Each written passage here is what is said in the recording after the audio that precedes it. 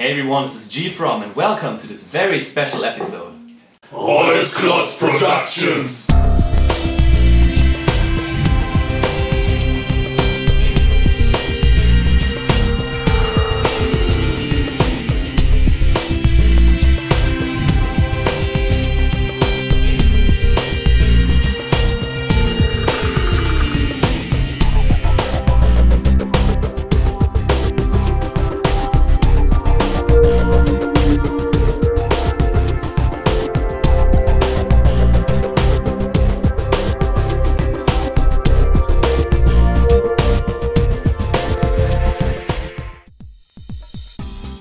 Can you believe my show has been around for a year now?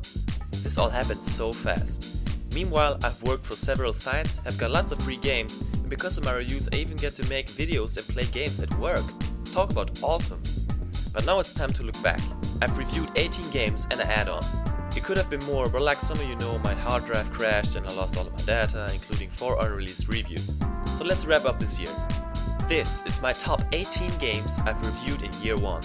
I hope you enjoy. Number 18. I absolutely hate this game. Many people consider Ghosts and Goblins for the NES a great but very hard game, but I think it's way too hard. It's not even fun to play, and playing through the entire game twice was a horrifying experience. I played it a lot as a kid, but after all the frustration I had while recording the footage for my Halloween special, I'll never play this game again. Ever. Number 17! Yes, that's right, I'd rather play this than Ghosts and Goblins. World Cup Italy 90 for the Mega Drive, also known as World Championship Soccer in America, is a rather boring and repetitive game. First it's kinda fun, but after 2 or 3 matches it's starting to get very old very fast. The music kicks ass though. This was my World Cup special, and if I had to choose the best episode I've made, I think I would say this one. I don't know what you think, but I'm pretty proud of the result, considering the game is not that exciting. For me, this is a great memory, and we were so loud that the police came.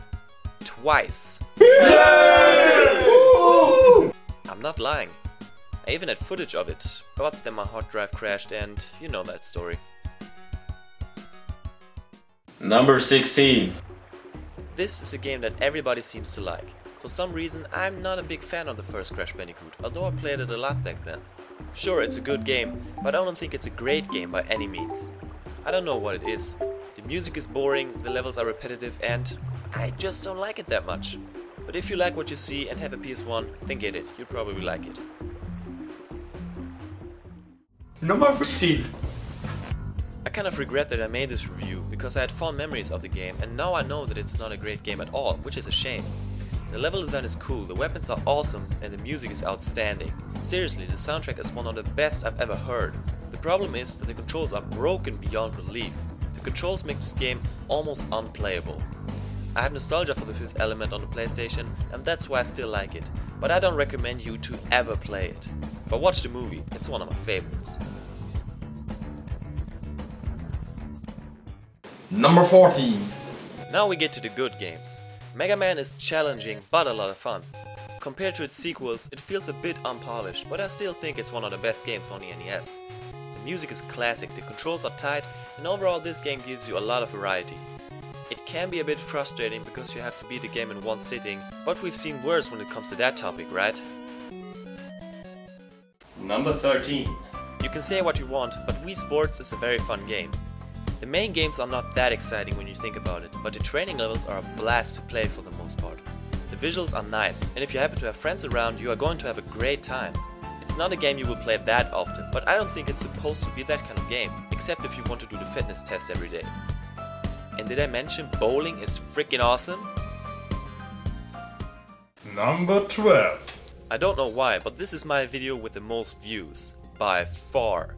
That's sad, because this is the only video where the quality is totally messed up.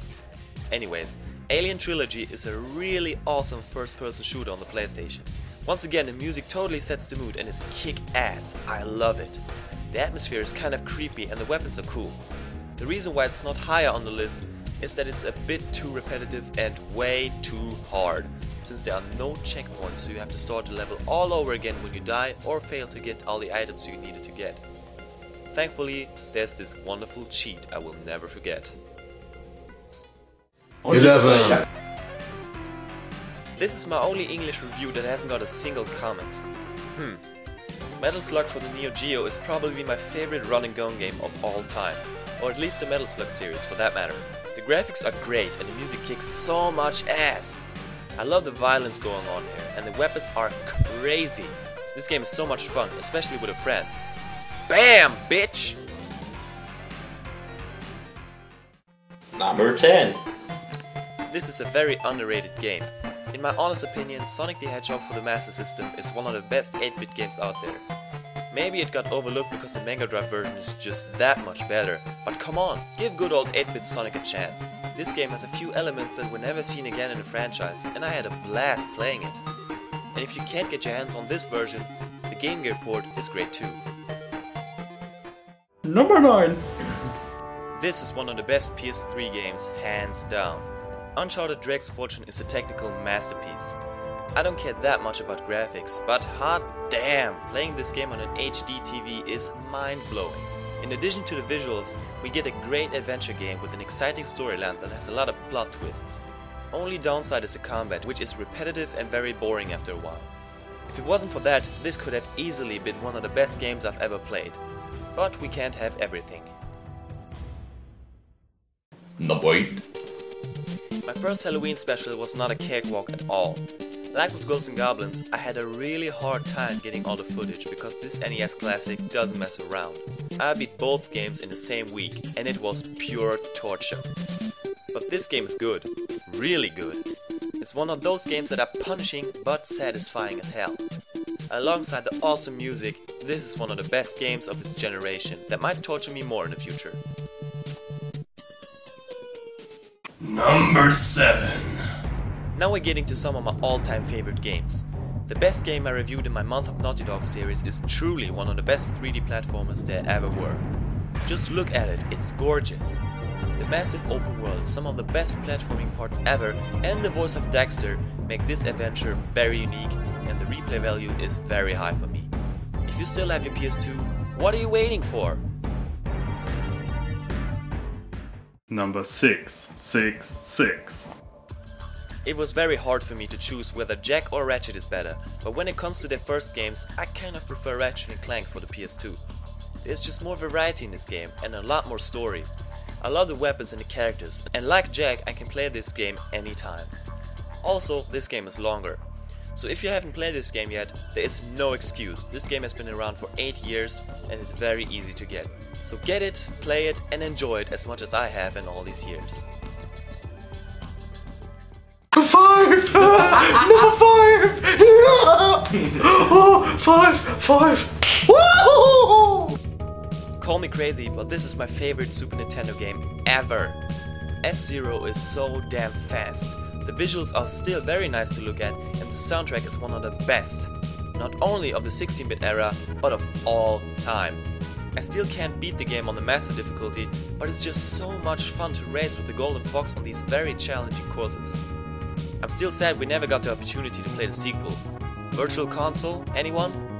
I want to play BSF Zero, it looks so awesome!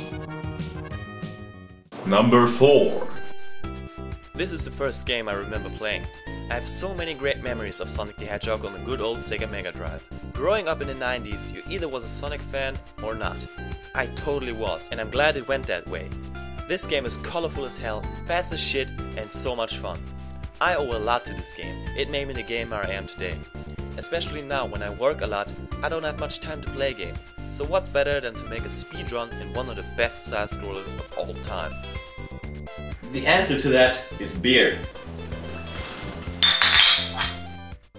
Number 3.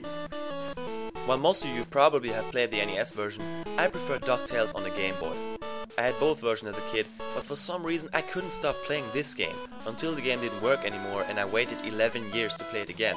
But if you want to hear that story, you have to watch the second part of my DuckTales review. Fact is, I didn't play this game for 11 years, and when I played it again last Christmas, I was not disappointed at all, and I had a blast playing it again. It was a hard choice, but yes, I love this game more than Sonic 1. DuckTales! Woo! Number 2, Senor Bond. Tomb Raider on the PlayStation is a game that never makes it into a greatest game of all times list, and I can't understand that. For me, this is one of the most epic games ever.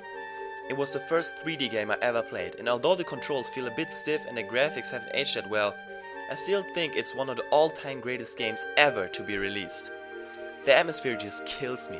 You're trapped in an isolated world, all alone with your dual pistols, killing animals, mummies, demons, and f***ing dinosaurs. The T-Rex alone gives this game 1000 points for awesomeness. When I saw that thing the first time, I probably pissed myself. And seriously, who doesn't like spiky boobs? Boah, hab die Spitze getippt. What about a recap before we get to number 1? Nah, that takes too long. So what is the best game I reviewed in my first year as a video reviewer on YouTube? There's only one game left. And that game is... Number 1! This may surprise a lot of people, but this game just blew me away on so many levels. I just recently talked about this game with 2 friends, and we all agreed that this game is very unique and a lot of fun. I just have never played anything like this. The clean and sterile atmosphere make this game stand out among all these brown and grey games nowadays. I'm not a first-person shooter guy at all, but this game isn't a shooter. It's a runner with an interesting plot, nice cartoony cutscenes, and an ambient soundtrack that is just gorgeous. I can't make this game justice. It's one of the best and most underrated games of all time, and my personal favorite game I've reviewed so far.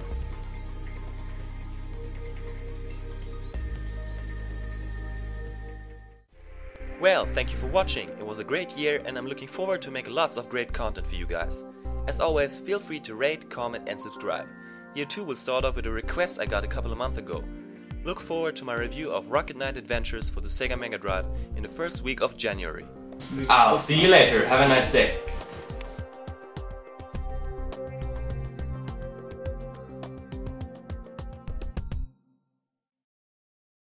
Ruf mich an. 5! Number 5! Ja! Oh, 5!